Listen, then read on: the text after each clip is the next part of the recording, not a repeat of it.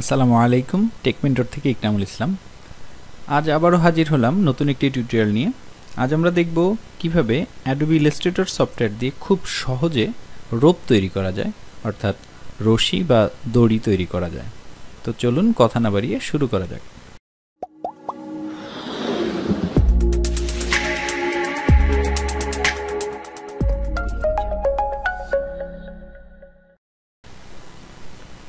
প্রথমে আমি Adobe Illustrator থেকে একটি রেক্টেঙ্গেল টুল নিচ্ছি। এটার স্টক আমি রেখেছি 8, আপনারা 8, 10 এই কাছাকাছি রাখবেন এবং ফিল কালারটি আমি অ্যাশ কালার করে দিচ্ছি। ওকে, এরপর দুইটি কর্নার শিফট চেপে রাউন্ড করে নেব এবং এইটাকে রোটেট করব 45 ডিগ্রিতে। ঠিক আছে, এখন আমরা নেব একটি পেন্সিল টুল নেওয়ার আগে ডাবল ক্লিক করে নেব। আর সাধারণত বাই ডিফল্ট থাকে এটা 50% স্মুথ, আমি এটাকে 100% করে ওকে করে নেব। এবার পেন্সিল টুল দিয়ে এখানে এরকম কিছু দাগ টেনে নেব। ওকে, একটু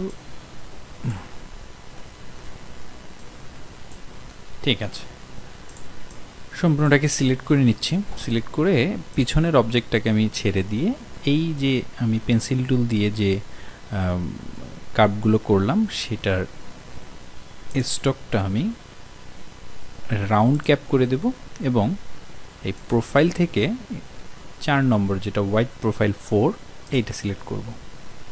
ঠিক আছে, মোটামুটি পারফেক্ট। এরপর আমি সম্পূর্ণটাকে সিলেক্ট করে অবজেক্ট থেকে পাথ থেকে আউট স্টক করার পর আমি এই যে আমি অবজেক্টটি বানালাম সেটাকে সোয়াচ নামে যে অপশনটি আছে এই সোয়াচের মধ্যে অ্যাড করে দেব। সোয়াচ মূলত কি ফিলের জন্য আমরা সোয়াচ ইউজ করে থাকি সাধারণত। আমি যদি একটা যে কোনো একটা বর্ডার নিই, ওকে, এর মধ্যে যদি আমি সোয়াচটা ক্লিক করি তাহলে ফিলটা দেখাচ্ছে আমি কিছুক্ষণ আগে যেটা বানালাম সেইটা। তো অ্যাকচুয়ালি আমি তো বানাতে যাচ্ছি রোপ, অর্থাৎ রশি বানাতে যাচ্ছি, তো এটা রশির মতো হয়নি। তো আমরা এটাকে কিভাবে রশি বানাবো সেটাই আমি দেখাবো। এখন এটাকে ডাবল ক্লিক করব। ডাবল ক্লিক করলে এই পেজটি ওপেন হবে। তো এখান থেকে আমি হোয়াইটটা একটু যদি কমিয়ে দিই, আমি একটু জুম করে নেব যাতে ওভারল্যাপ যদি করে তাহলে আমরা যেন বুঝতে পারি ওভারল্যাপ করতে হবে। এই জুমটা যদি আমি কমিয়ে দিই,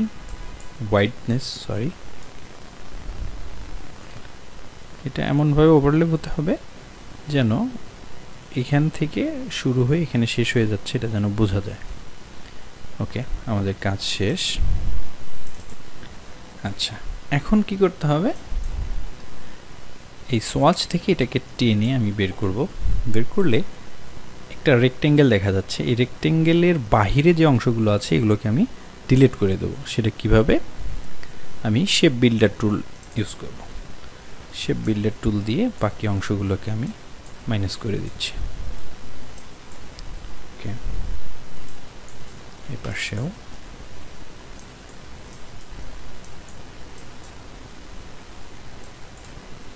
যদি কোনো কিছু বাকি থাকে আমরা ডিরেক্ট সিলেকশন টুল থেকেও এটা করতে পারবো।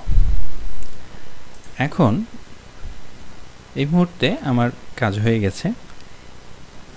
এই অবজেক্টটি আমি এখন ব্রাশের মধ্যে অ্যাড করে নেব। ব্রাশে অ্যাড করলে প্যাটার্ন ব্রাশ সিলেক্ট করতে হবে।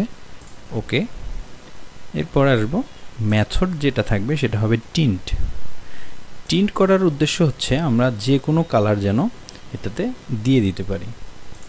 ওকে, আমাদের কাজ শেষ। এবার আমরা দেখব আসলে আমরা কি করলাম। আমি পেইন্ট ব্রাশ নিচ্ছি, নিয়ে কোনো একটা শেপ দিচ্ছি। জি, এটা রশি হয়ে গেছে। মনে হচ্ছে রশিটা একটু বড় হয়ে গেছে, এটার থিকনেসটা একটু কমানো দরকার। একইভাবে এই প্যাটার্ন ব্রাশে ডাবল ক্লিক করব, করে এটাকে 30% করে ওকে করে যদি দেই, এই রোপের থিকনেসটা কমে গেল। এখন ইচ্ছা করলে আমি আমার পছন্দ অনুযায়ী কিন্তু কালার সিলেক্ট করতে পারি, যে কোনো কালার। সরি, এটাকে ফিল কালারটা কিন্তু 0 রাখতে হবে। আমার স্টক কালার আমি যেটাই দেব সেটা চেঞ্জ হবে, যে কোনো কালার আমি এখানে দিয়ে দিতে পারি। এই হচ্ছে রোপ তৈরি। এখন এই রোপটি আমি যে কোনো প্যাটার্ন, যে কোনো অ্যাঙ্গেল, যে কোনো শেপে আমি এটাকে বসাতে পারি। ঠিক আছে, সিলেক্ট, এটাকে সিলেক্ট করলাম। ঠিক আছে, ইচ্ছে করলে কোনো একটা নামের মধ্যে আপনি এটাকে অ্যাড করতে পারবেন। আমি যদি কোনো একটা কিছু লিখি,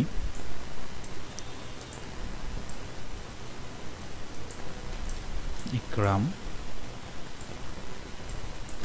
চেষ্টা করব রাউন্ড করে লেখার জন্য, তাহলে কর্নারগুলোকে সে ভাঙবে না, কাটবে না।